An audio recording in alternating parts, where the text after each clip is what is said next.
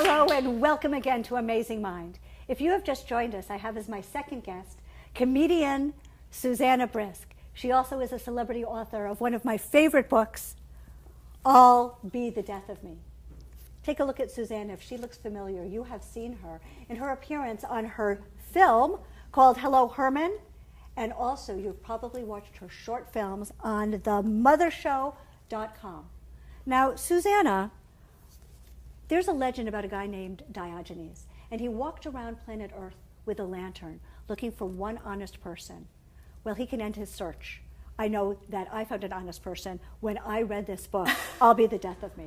Please help me welcome my guest, Susanna Brisk. Thank you. Susanna, what can we learn from this book? Is Diogenes single? I'm just asking. What can we learn? Well, we can learn to laugh at ourselves, because if we don't laugh at ourselves, someone else will, and sometimes that doesn't feel as good. No. We can learn that, unfortunately, no matter where you travel to, because I have quite an unusual kind of a circuitous path in life, you get there, and unfortunately, still you. And that's what, that's one of the things that we can discover, that we have to laugh at ourselves. And where did you travel from to, and how many times? Well, I was born in Estonia, in the former Soviet Union, and then I grew up in Australia, and then I went to New York City and found that I still hated myself. So that's, sometimes that's how you find those things out. What was it like going from Estonia to Australia? I'd say that was pretty difficult, because I was like a Russian Jewish kid in a very Orthodox Jewish school, and we didn't know about bullying then. They just called it elementary school. Here. And like now, if my kids get teased, if anything happens, it's like the principal, and there's the psychologists coming, and there's like a team. They fly in by helicopter, make sure we don't emotionally damage the child. But back then, it was kind of like Lord of the Flies, basically, but with Orthodox Jewish girls. Wow. Yeah. That's a movie. Yeah. Okay, call my agent. That's right. I'm trademarking it. Don't steal that. It's a good idea. So what brought you to New York? I was going to be a star. Stay in the mid-shot. I was doing stand-up comedy from when I was 17, because I was very angry and slightly mentally ill. And that's what you do at 17 when you're angry and slightly mentally ill. And it was wonderful. It was a wonderful outlet for me. I started very young. And so by the time I got to New York, I had a massive ego. And I just showed up, and New York didn't care, really. Oh, no. Unfortunately, yeah. So, but it was good. Like, it was helpful to be kind of like a chop buster, kind of with chutzpah, as we say in the Yiddish, if I may. And because I would just come up to club owners and be like, "Oh, I'm really funny. Would you put me on stage?" And because I still had the Aussie lilt. Yes. And so my parents are Russian, actually, which is funny, because they have my mother has a strong Russian accent. Actually, Estonian, very similar to Hungarian, so she speaks a little like Jar Jar Gabor. But because I have been living in Australia for 30 years, my sentences go up at the end. So I have a Russian and Australian accent, because I'm not sure what I'm saying. Whereas if you're American, you have like a flat accent at the end. I am sure, I know I'm American. I know what I'm talking about. It's like a thing. It's interesting. When you've lived in different countries, you become attuned to these things. It's kind of like dating a lot of guys. Yes. This is true. What? Not that I'd know anything. No, not a thing about it. I'm a mother, okay? Okay. You should be ashamed of yourselves. Yes. So speaking of being a mother, yes. What have been some of your biggest challenges that you talk about in this book? Well, I'd say that the biggest challenge is that I hate being a parent. Why? That right there is a problem. Yes. It's awful. Parenting is awful. Why? Because I love my children. That's why it's awful. That's right.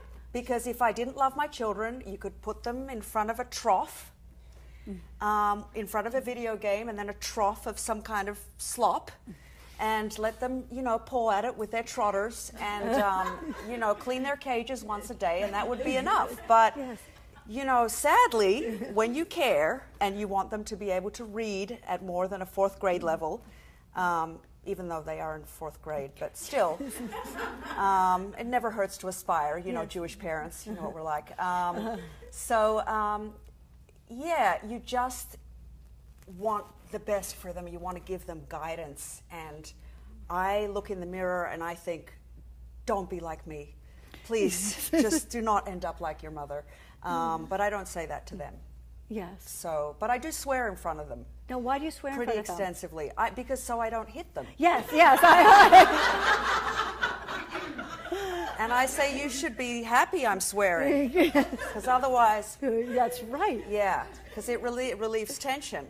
It's good. And I say, my 8-year-old goes, Mommy, I don't like when you swear at me. And I'm like, sweetie, I'm not swearing at you, I'm swearing next to you. Yes. Completely different. Completely different. Yeah. You'll know when I'm swearing at you. It'll be a whole other feeling. One of the things that I loved most about the book is you talk openly about your journey with depression. Mm-hmm.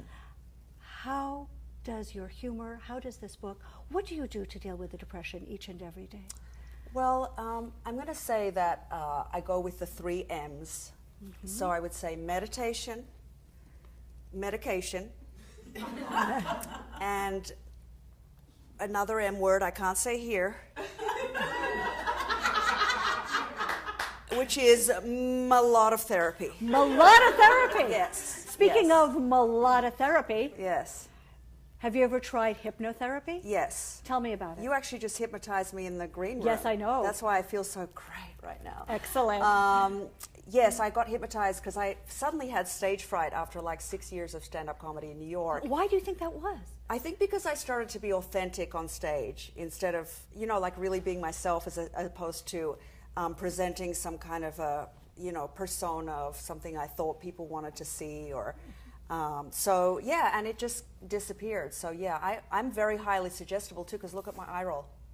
For my roll, everybody. Excellent. And totally. I think that everybody here in the studio audience and half the people watching at home are going to want to have you as a client. That would be wonderful. What kind of client?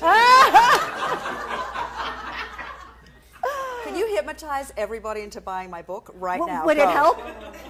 Get the fob watch out. What brought you to Malibu, Susanna? Well, high expectations. Here. And it's not quite as glamorous as it sounds. In Malibu, I have a blog called MalibuMom.com, which you should all read because it's hilarious.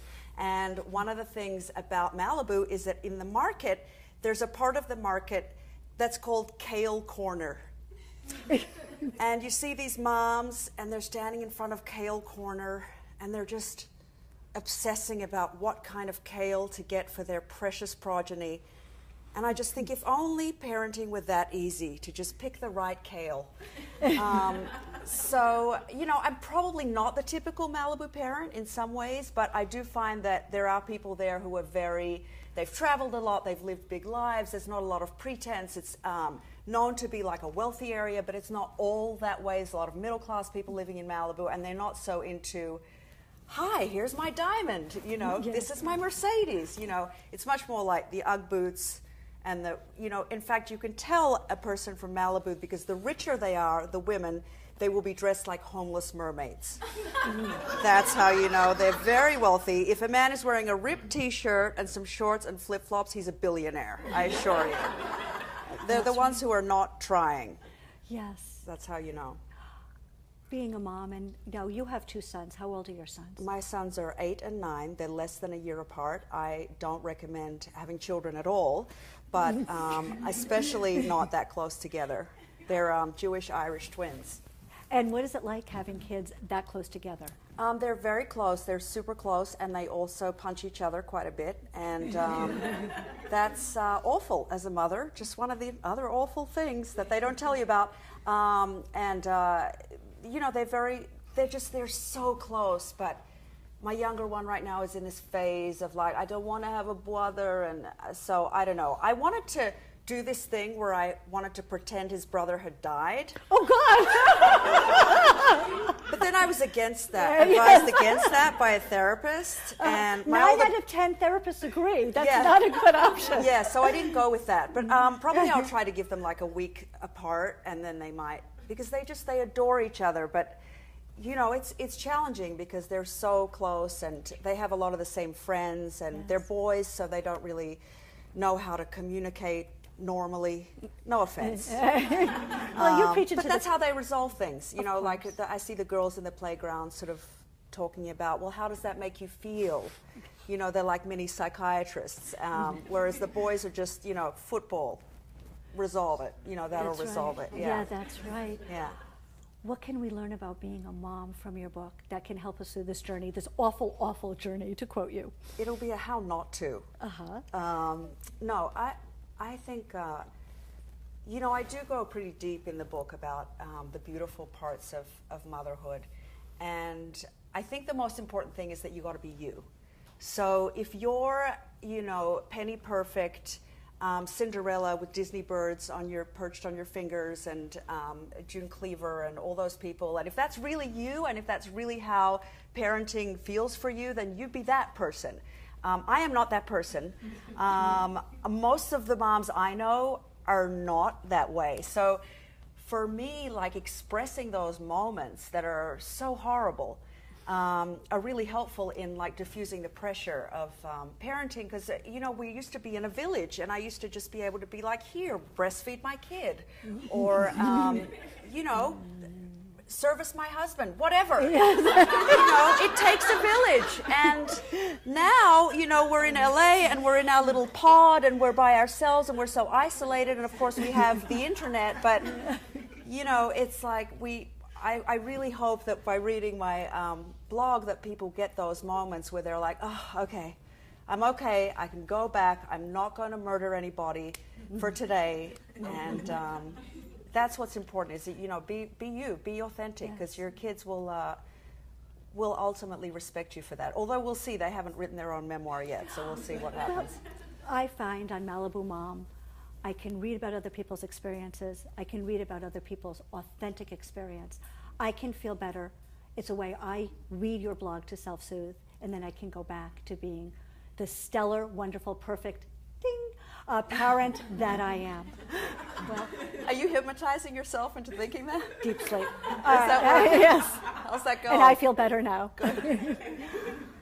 Susanna, it seems that we're out of time for today. But I want to thank you so much for being on the show. Thank you for having me. Oh, it's Thank my you, pleasure. Guys. I want Lovely everybody. people. Okay, look right here. After the show, go to the internet, and on iBooks and on Amazon.com, you can get your very own copy of I'll Be the Death of Me.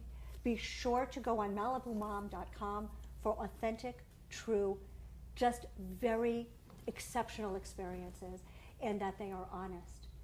I hope you'll join us next time when we meet more people and continue to explore the amazing mind. Please stay tuned. We have a lot more coming up for you on Hypnosis TV.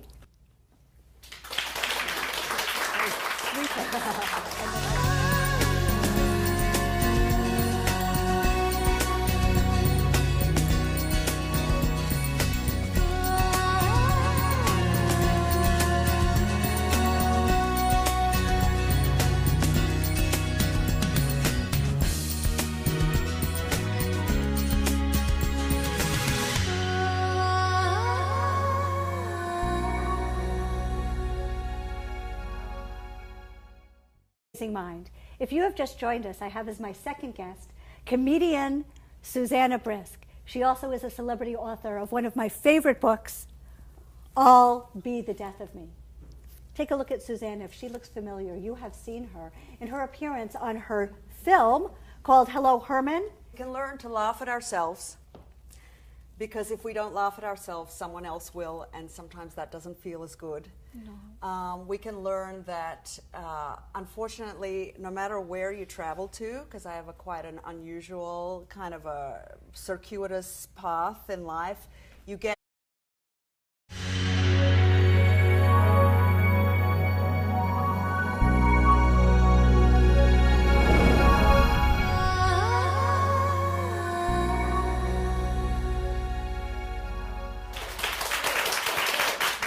Hello and welcome again to Amazing. And also, you've probably watched her short films on themothershow.com. Now, Susanna, there's a legend about a guy named Diogenes, and he walked around planet Earth with a lantern looking for one honest person. Well, he can end his search. I know that I found an honest person when I read this book, I'll Be the Death of Me. Please help me welcome my guest, Susanna Brisk. Thank you. Susanna, what can we learn from this book? Is Diogenes single? I'm just asking. What can we learn? Well, we